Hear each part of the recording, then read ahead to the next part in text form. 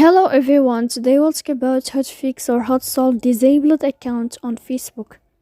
To know how to fix or how to solve disabled account on Facebook app, you should just go to settings as you see and you can click.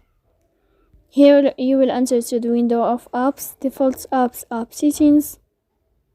Here in this list you will enter to Facebook and you can click. Here in this page of as you see on app and for you can click on first stop and you can click OK. Then you will enter to the window of storage. Here you can click clear cache, but pay attention, don't click clear data because that can delete your information or anything you have on your app of Facebook.